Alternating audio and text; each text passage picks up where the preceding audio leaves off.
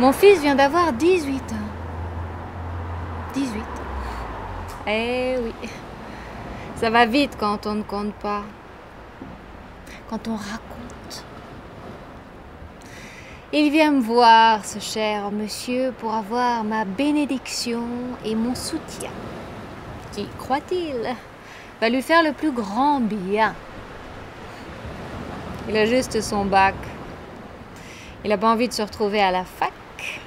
Il croit déjà avoir la tête sur les épaules. Il a une sainte horreur de tout ce qu'il qualifie de pas drôle. C'est ce qu'il veut. Il veut devenir steward. Il le veut tout de suite. Steward. Métier de rêve. Pour celui qui voudrait faire le tour du monde en 8 jours. Ça vole haut. Et puis ça gagne bien sa vie.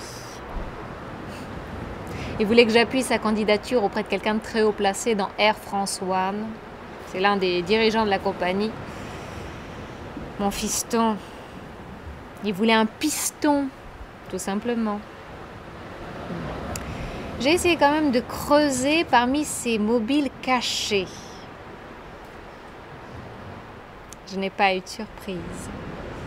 En apprenant qu'il était amoureux. Évidemment, amoureux d'une hôtesse. Un petit caprice à deux, caprice des dieux, on s'envoie en l'air. Ah, à chacun selon ses affections. J'ai dit oui, sans faire mine de réfléchir, j'ai dit oui, il avait les larmes aux yeux. Icare, mon fils, il était aux anges de me voir presque aussi décidé que lui. Je ne sais peut-être pas, lui dis-je, mais il me suffit de passer un petit coup de fil et ta candidature sera retenue. Tu intégreras le rang plus vite que prévu. Mais, parce qu'il y a toujours un mais sur la table. Sinon, à quoi ça sert d'avoir une table? Mais, est-ce que tu sais au moins ce que c'est? Ce que c'est qu'un steward? Oui, a répondu mon fils, ce héros. Il a commencé à me le profiler, à me louer ses belles traversées, ses moyens et longs courriers, le peu de choses à faire à bord, les avantages des free shops, du trafic en tout genre, tabac, alcool, devises. Je le reconnais, il était très bien renseigné, disons surmotivé, comme tous les émotifs. Je lui ai dit ok, mais que tu le veuilles ou non, un steward est un garçon de café. Hein? À bord, à bâbord ou à tribord, ça reste un garçon de café. Alors bien sûr qu'il n'y a pas de sot métier, sauf si c'est un sot qu'il exerce. Moi j'ai rien contre, mais il faut que tu le saches. Tu as choisi d'être un larbin, d'être servile en croyant servir les autres. Tu vas être obligé de sourire. Attention, hein, tu vas devoir dire « à votre service » à un animal qui te parle mal. Et boum, boum, badaboum. J'ai vu son visage se décomposer.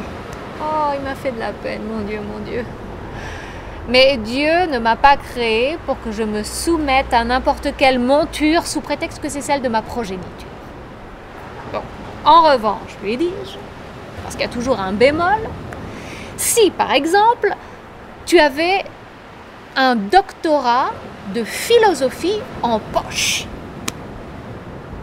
tu détacherais la fonction de l'organe.